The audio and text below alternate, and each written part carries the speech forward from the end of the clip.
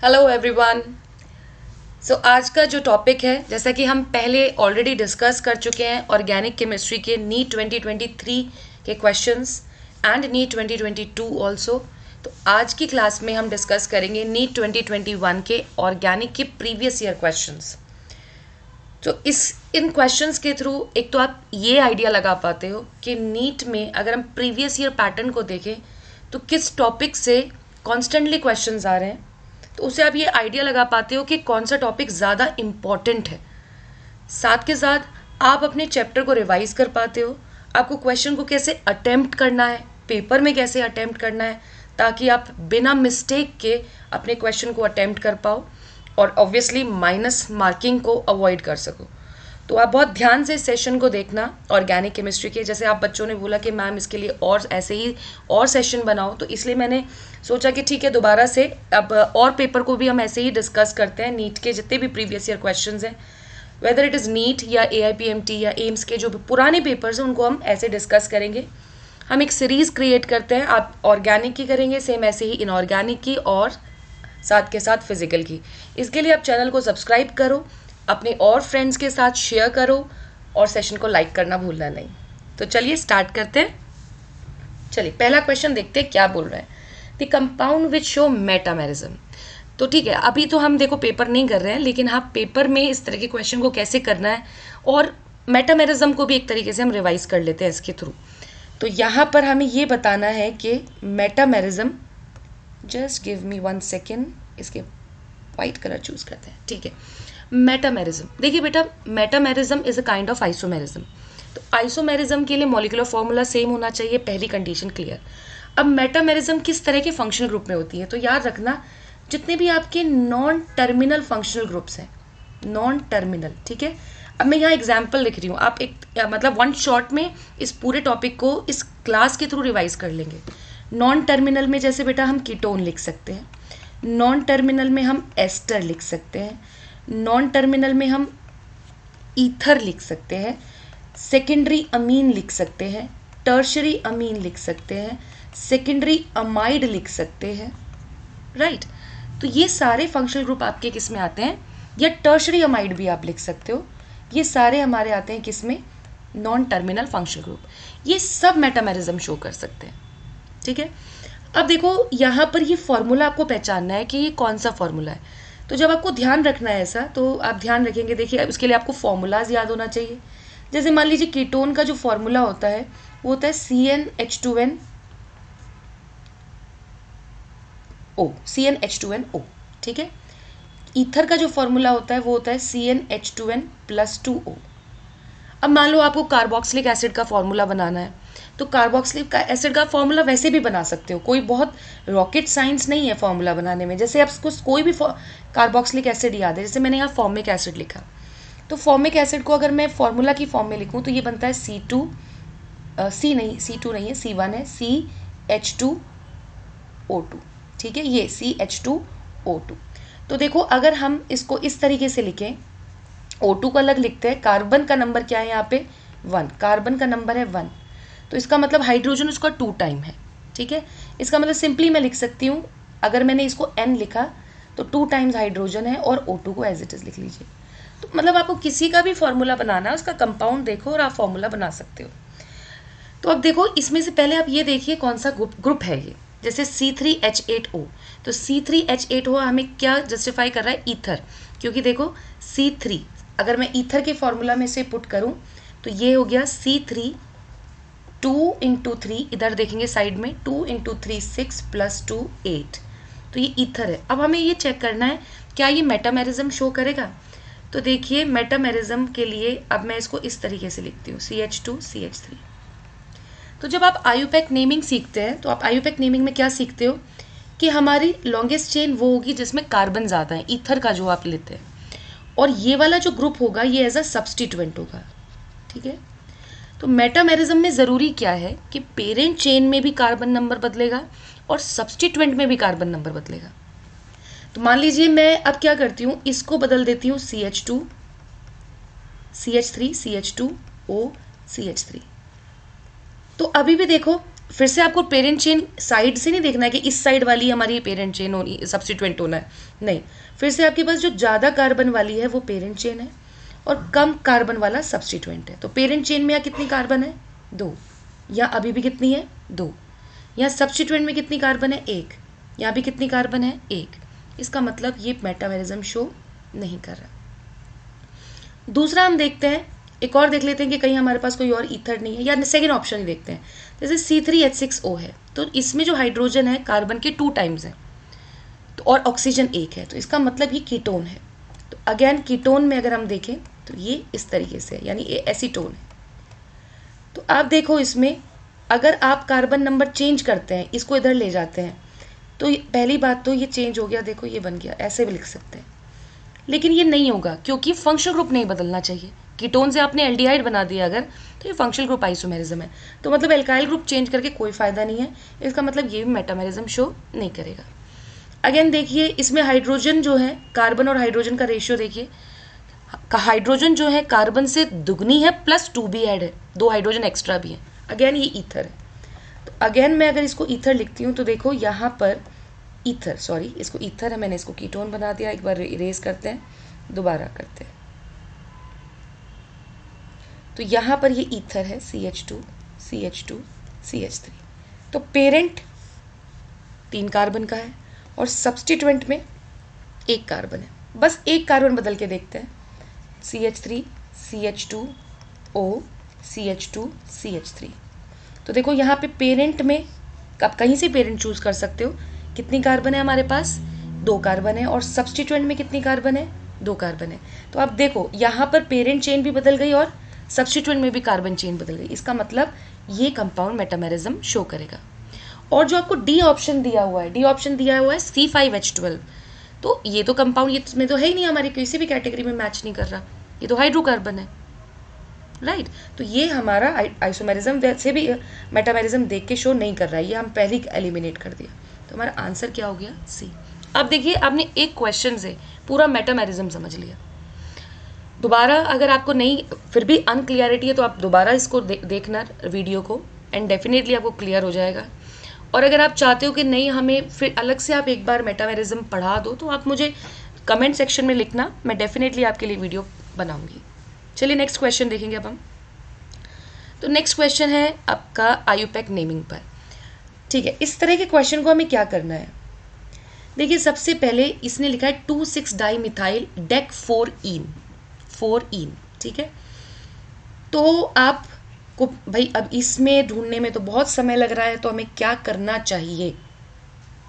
एक काम करते हैं कि हम अपना स्ट्रक्चर अलग बना लेते हैं पहले जल्दी से।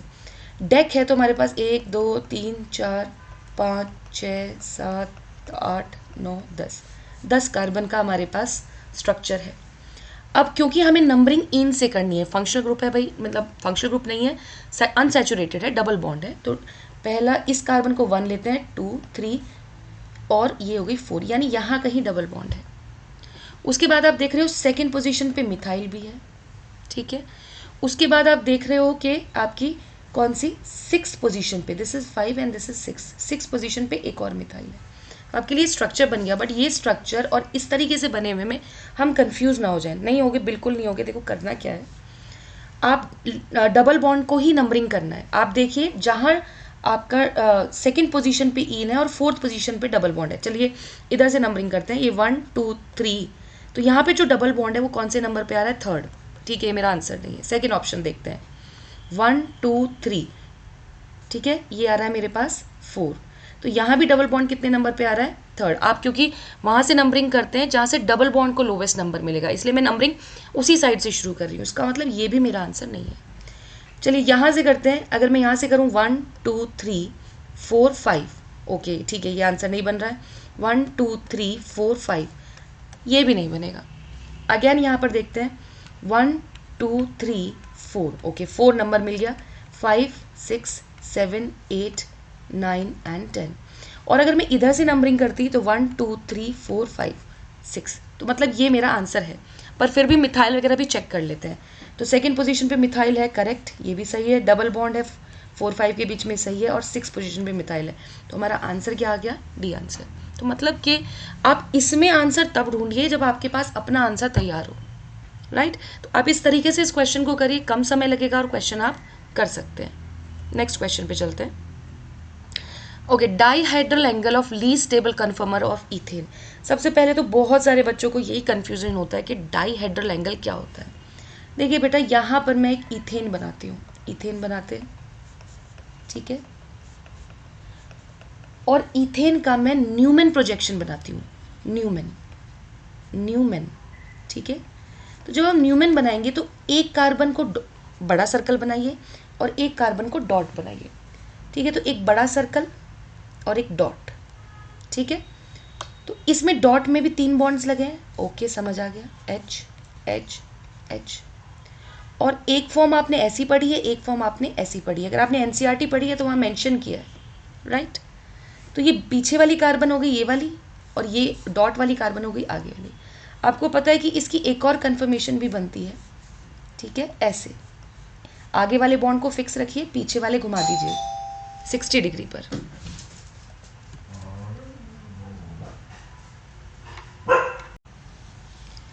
ओके, तो हम यहाँ पर डिस्कस कर रहे थे कि यहाँ पर देखिए मैंने एक फॉर्म बनाई है जिसमें, अब डाईहाइड्रल एंगल हम समझेंगे, लेकिन मैंने क्या किया है कि ये 3 बॉन्ड्स आगे वाली कार्बन, इस वाली कार्बन के रिप्रेजेंट करें, इस वाली कार्बन के, डॉट वाले और बैक वाले फ्रंट के, ठीक है, ये स्ट्रक्चर बन गया, ओके। फिर मैंने क्या किया, आगे वाले को फिक्स रखा, पीछे को घुमा दिया, ठीक है। बॉन्ड्स जो थे वैसे ही हैं, उन पर कोई फर्क नहीं पड़ा, एच थे, सब एच थे। तो देखिए बेटा, ये मैं इसको अलग कलर से आपको समझाती हूँ। ये जो एंगल है, ये वाला एंगल, ये this one, this is a bond angle, ठीक है, ये बॉन्ड एंगल है,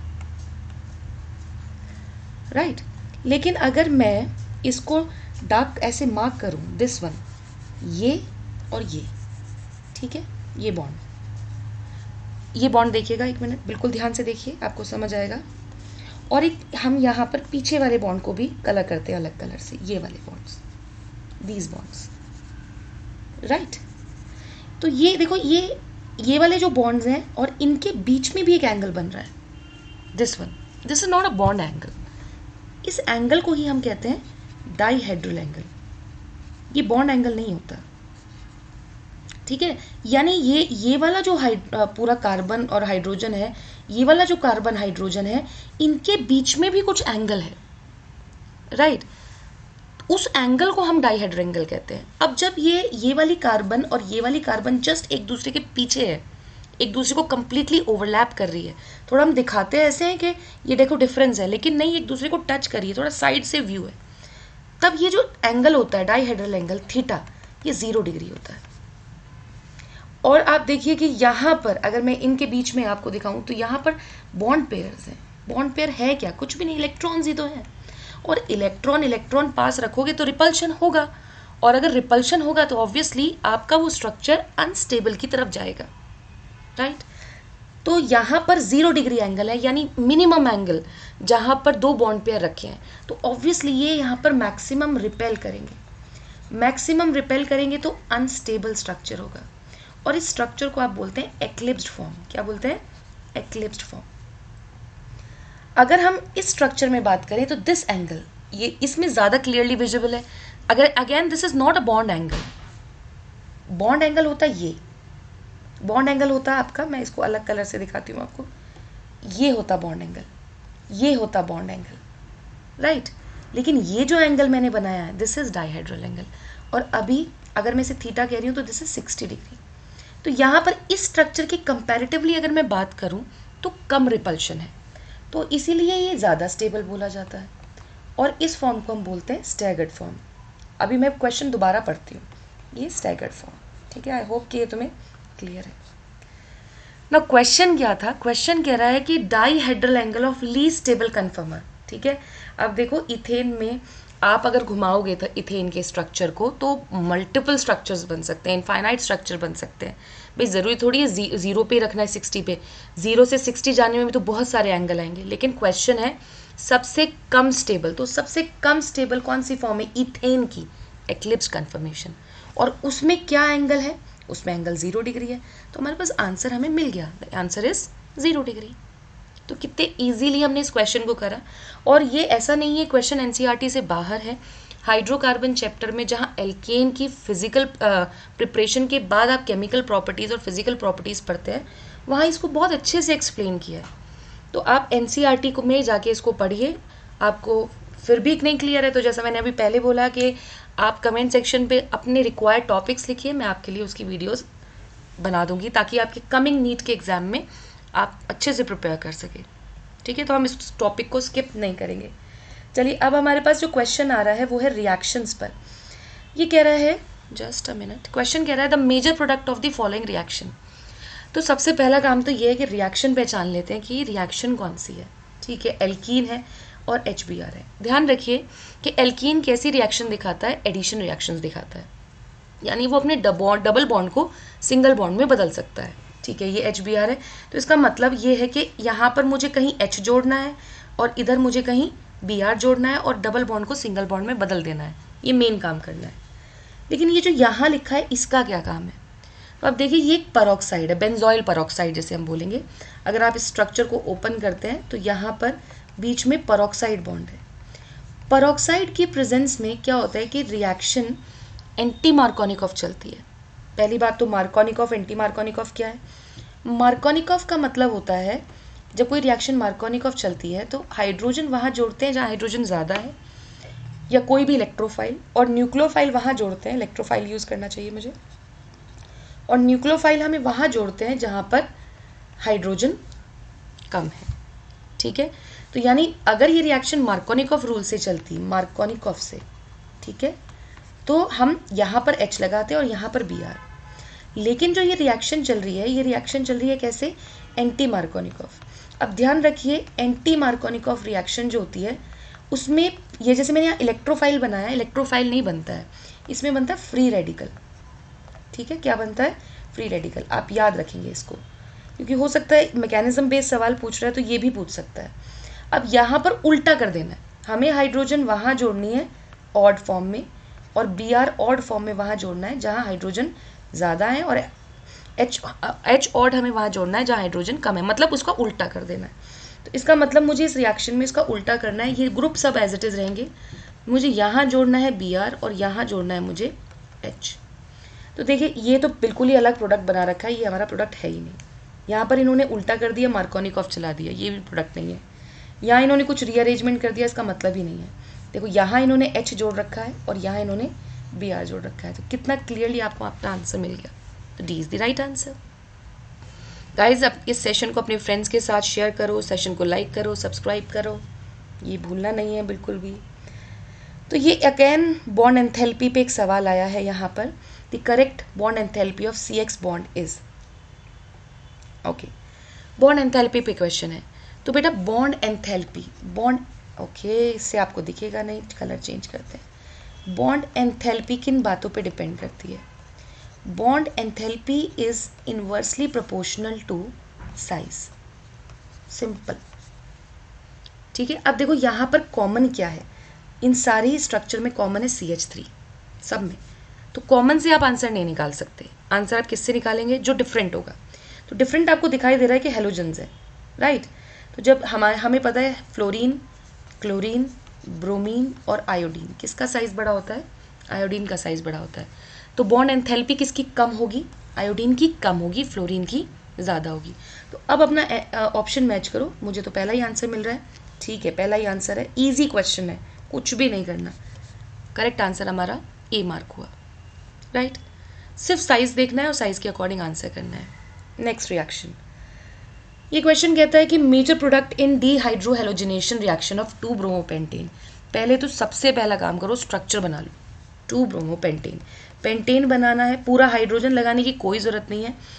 1 2 3 4 5 5 है, और सेकेंड प्रोपोजिशन पे ब्रोमो है, राइट। और पेंटीन बनाया है, वो भी कौन सा? सेकेंड कार्बन पे।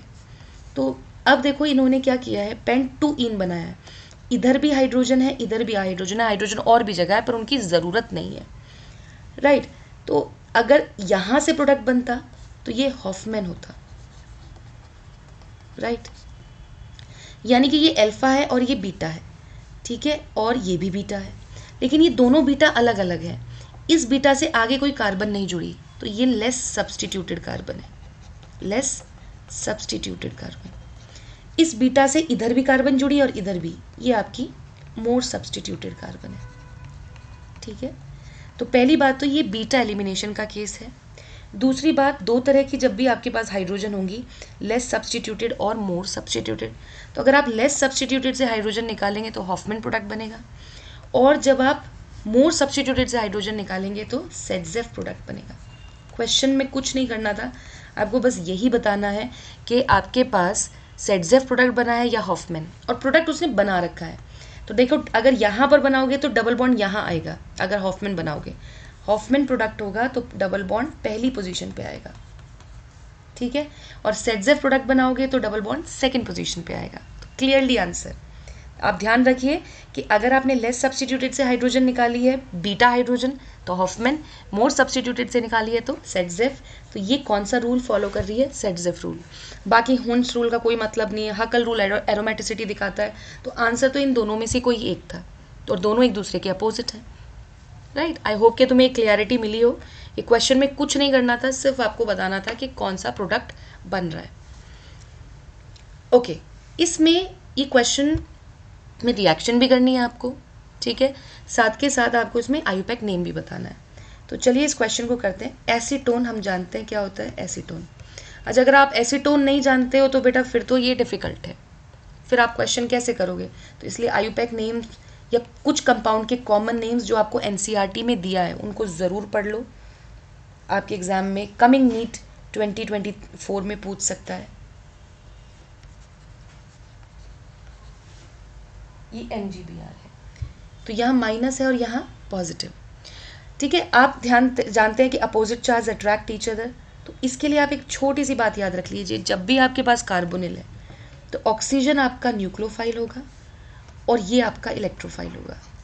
यहाँ कार्बन आपका न्यूक्लियोफाइल है और ये पूरा आपके पास इलेक्ट्रोफाइल है। बस करना क्या है, अपोजिट को जोड़ दो, बस इतना करिए तो कुछ। और जब भी आप किसी चीज़ को जोड़ेंगे तो जो डबल होगा वो सिंगल बॉन्ड में बदल जाएगा। तो यहाँ देखिए मैंने C2H5 डाला और यहाँ पर -MgBr है। ठीक है, लेकिन उसने देखो ये पहला स्टेप है, नीचे सेकंड लिखा है, सेकंड का मतलब हुआ कि रिएक्शन आगे भी बढ़ी है। तो रिएक्शन जब हमारी आगे हमने बढ़ाई, कलर चेंज करते हैं, दिखेगा नहीं, तो इसने यहाँ पर पानी डाल दिया। पानी डालने से क्या होगा, जितने भी आयनिक कंपाउंड हैं वो टूट जाएंगे, हाइड्रोलाइज हो जाएंगे। ठीक है, नेगेटिव के पास प्लस आ जाएगा पानी का और पॉजिटिव के पास OH- आ जाएगा। तो फाइनली आपके पास जो प्रोडक्ट आया वो एल्कोहल आया। ठीक है, इजी। अब हमें तो करना था इसका आयुपैक नेम। आयुपैक नेम कैसे करते हैं, अगर कोई फंक्शनल ग्रुप है, select the longest chain, select कर ली हमने, नंबरिंग उधर से करिए जहाँ से फंक्शनल ग्रुप को लोवेस्ट नंबर मिले, ये भी कर दिया। ठीक है, नाम क्या हो गया, पहले हमेशा सब्स्टिट्यूएंट का नाम लिखते हैं, 2 मिथाइल। ठीक है, लिख दिया है। कितनी कार्बन है, 4, तो हम लिखेंगे ब्यूट। किस पोजीशन पे है, ब्यूटेन लिखेंगे बेटा, क्योंकि एल्केन है, तो ये हमारा प्राइमरी सफिक्स है। फिर हम अब लगाएंगे सेकेंडरी सफिक्स, तो हमारा आंसर क्या है, 2 मिथाइल ब्यूटेन 2 ऑल। आपको आंसर दिख भी रहा है, तो राइट आंसर हमारे पास क्या हो गया, सी आंसर। तो इसमें कोई आपको ऑप्शंस में आंसर ढूंढने की ज़रूरत नहीं है, प्रॉपर रिएक्शन करिए, रिएक्शन अब कर आती है आपको, फाइनल प्रोडक्ट बनाइए और उसका नाम लिखिए। राइट, आगे देखते हैं। Identify the compound that will react with Hinsberg reagent to give a solid which dissolve in alkali. तो ये टेस्ट पर बेस्ड क्वेश्चन आ गया बेटा। हिंसबर्ग रिएजेंट क्या होता है, मान लो अगर इस बार के पेपर में आपसे पूछने लगे भाई हिंसबर्ग क्या है, तो हिंसबर्ग होता है sulfonyl chloride, sulfonyl chloride, this is Hinsberg reagent. ये जो टेस्ट होता है, काफ़ी सारी रिएक्शंस इसमें इन्वॉल्व हैं। आप सीधा याद रखो कि अगर आपके पास क्या है, 1 डिग्री अमीन है, तो 1 डिग्री अमीन के साथ क्या बनता है, सॉलिड बनता है जो कि एल्कली में डिजॉल्व है, एल्कली, डिजॉल्व इन एल्कली। ठीक है, 2 डिग्री अमीन है तो ये क्या रहेगा, अनडिजॉल्व रहेगा इन एल्कली, अनडिजॉल्व इन एल्कली। ठीक है, और अगर 3 डिग्री अमीन है तो नो रिएक्शन, वो रिएक्ट ही नहीं करेगा। और क्वेश्चन में क्या बोला है उसने, रिएजेंट जो कि हिंसबर्ग रिएजेंट के साथ रिएक्ट करे ऐसा सबस्ट्रेट और सॉलिड बनाए और वो फिर एल्कली में डिजोल्व हो जाए। इसका मतलब पहली बात तो आपको अमीन ढूंढना है, और कौन सा अमीन ढूंढना है, 1 डिग्री। तो यहाँ पर ऑप्शन में NO2 दिया है, ये पहले ही ऑप्शन से बाहर। फिर बहुत आसान है, ये 2 डिग्री अमीन है, ये 1 डिग्री अमीन है, ये 3 डिग्री अमीन है। आंसर कौन सा है आपका? बी। ठीक है, तो उससे बिल्कुल आपको अगर पता है हिंसबर्ग रिएजेंट क्या होता है, हिंसबर्ग रिएजेंट कैसे 1 डिग्री 2 डिग्री 3 डिग्री में डिफ्रेंशिएट करता है, तो this question is not very much tough for you. All right, next question की तरफ देखते हैं। The product formed in the following chemical reaction. तो भाई एक रिएक्शन पहचानते हैं, लेकिन उससे पहले इस रिएजेंट का काम देखते हैं। देखिए ये है reducing agent NaBH4। 2 reducing agent ज़रूर पढ़ने हैं, लिथियम एल्यूमिनियम हाइड्राइड और NaBH4। जो हमने पहले क्वेश्चंस करे हैं, मैंने एक शॉर्ट वीडियो भी डाली है, उसमें मैंने मेंशन किया है कि लिथियम एल्यूमिनियम हाइड्राइड किन किन को रिड्यूस करता है और किस में रिड्यूस करता है, राइट। तो यहाँ पर ये क्वेश्चन इसी बात पर है कि आप किस किस को रिड्यूस करेंगे और कैसे करेंगे। आई थिंक कि इस क्वेश्चन में कुछ तो गड़बड़ी है, ये बॉन्ड्स इसमें शायद नहीं होने थे, ये कुछ गलत प्रिंट हो गया है। ऑप्शन के हिसाब से अगर हम देखें तो ये, क्योंकि ये देखिए ये ज़्यादा बॉन्ड्स बन रहे हैं जो कि पॉसिबल नहीं, 5 बॉन्ड थोड़ी ना कार्बन बनाता है, तो यानी यहाँ पे बॉन्ड्स नहीं होंगे। बाकी आप एक बार चेक कर लीजिएगा 2021 के इस पेपर में, मुझे जहाँ तक लगता है इसमें बॉन्ड्स नहीं है। ठीक है, तो मैं कह रही थी कि NaBH4 बेटा कभी सिर्फ 2 चीज़ों को रिड्यूस कर रहा है, वो है एल्डिहाइड कीटोन्स, एस्टर, इन सबको ये रिड्यूस नहीं कर सकता। ठीक है, तो देखो ये इसको रिड्यूस, एस्टर है, ये इसको रिड्यूस नहीं कर सकता। ये रिड्यूस किसको करेगा? कीटोन को। और कैसे करेगा? यहाँ भी H लगा देगा और यहाँ भी H लगा देगा और डबल को बदल देगा सिंगल में। तो ढूंढिए अपना आंसर। देखो ये तो सिर्फ डबल बॉन्ड ही छोड़ दिया, आंसर नहीं है। इसमें से बनाया तो है लेकिन इसको भी रिड्यूस कर दिया, इसलिए ये भी आंसर नहीं है। इसके अंदर इसने इसको एज इट इज इंटेक्ट किया है, इसको रिड्यूस किया है, ये आंसर है। अगेन इसने इसे पता नहीं किसी अलग ही फॉर्म में बना दिया है, इसने इसे हेमी एसिटल बना दिया है जो कि पॉसिबल नहीं है। तो बाकी ऑप्शन तो बिल्कुल भी मैच नहीं कर रहे हैं। हमारा राइट आंसर क्या है? NaBH4 का जितने भी एल्डिहाइड कीटोन्स हैं उनको अल्कोहल में करता है।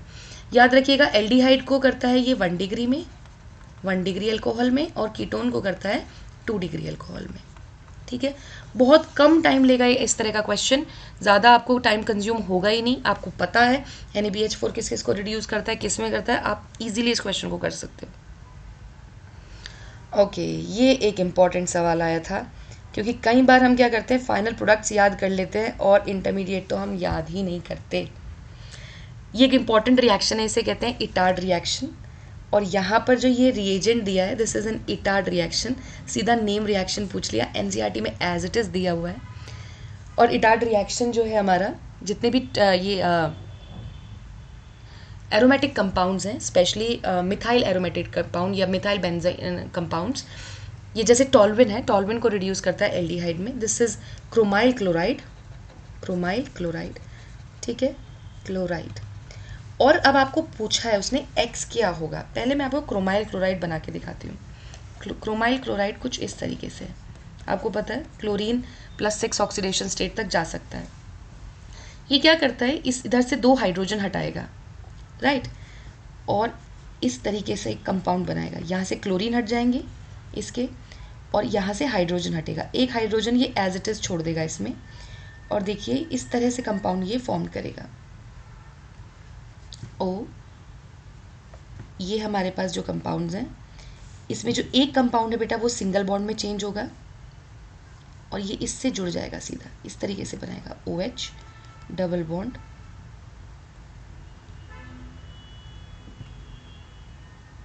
इस कंपाउंड में भी कुछ ऑप्शन में दिक्कत है।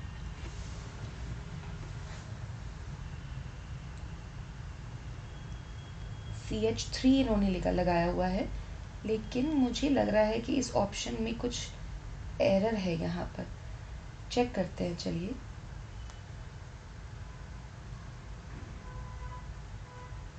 नहीं है आंसर, हमारे पास आंसर है। ठीक है, मैं इसको दोबारा बताती हूँ एक बार आपको। इसको हटा देते हैं, क्रोमाइल क्लोराइड का इंटरमीडिएट जब हम बनाएंगे तो क्या करना है हमें, हम पहले क्रोमाइल क्लोराइड बना रहे हैं, डबल बॉन्ड Cl Cl। हाँ, तो ये क्या करेगा, जब इसके साथ रिएक्ट करेगा टॉल्विन के साथ, इसके 3 हाइड्रोजन है यहाँ पर, ठीक है, इस बॉन्ड को ये डबल से सिंगल बनाएगा और कार्बन से जुड़ जाएगा, ठीक है। एक बार एक हाइड्रोजन हटाते हैं पहले हम इस तरीके से, CH2 लिखती हूँ मैं पहले, आपको सिर्फ स्ट्रक्चर बनाना दिखा रही हूँ। ये क्रोमियम से जुड़ा, ये OH बना, ये डबल बॉन्ड बना, और ये Cl को देखो क्रोमियम के अभी भी जो बॉन्ड्स हैं वो सेम है या नहीं है। देखो यहाँ पे इसने OH अलग से लिखा हुआ है, ठीक है। ये बॉन्ड यहाँ पर इससे एज इट इज जुड़ गया, इधर से हटाते हैं। सेम ऐसा ही ये बाकी हाइड्रोजन हटाएगा और यहाँ पर बन जाएगा ये होल ट्वाइस, ठीक। तो इसलिए जो आपका राइट आंसर हुआ वो कौन सा हुआ, this D answer is the right answer. तो ये बिल्कुल एनसीईआरटी में एज इट इज रिएक्शन दी है, आप उसमें देखिए x intermediate as it is ये बनाया हुआ है, डायरेक्टली याद करिए, आइडेंटिफाई करने पर क्वेश्चन आया तो आप ये कर सकते हैं। Okay, now again it is a name reaction. ये एक इंपॉर्टेंट डिकार्बोक्सिलेशन रिएक्शन है। इसके जब भी रिएक्शन है, देखो यहाँ पर क्या हुआ है, इसने करा क्या है, यहाँ पे इस कार्बोक्सिलेट ग्रुप को तोड़ दिया है CO कार्बोनेट में, ठीक है। तो ये जो रिएक्शन है इसे हम कहते हैं सोडा लाइम।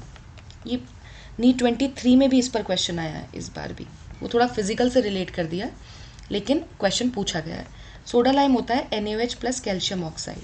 अगेन ये आपकी फैक्ट्स पर बेस्ड है, याद करने पर बेस्ड है। अगर आपको याद है तो आप इस रिएजेंट को इजीली आइडेंटिफाई कर पाओगे। तो ये जो प्लस है ऑब्वियसली क्या है, कैल्शियम ऑक्साइड है, आंसर मिला करेक्ट।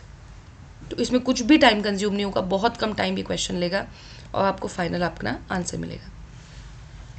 ओके, तो बहुत सारी रिएक्शन है, आपको रिएक्शन पहचाननी है। तो अगेन इस तरह के क्वेश्चन दिखते बड़े हैं, समय बहुत कम लेते हैं, सिंपल याद करना है। तो जैसे ये सबसे पहली रिएक्शन है benzene COHCl anhydrous aluminium chloride.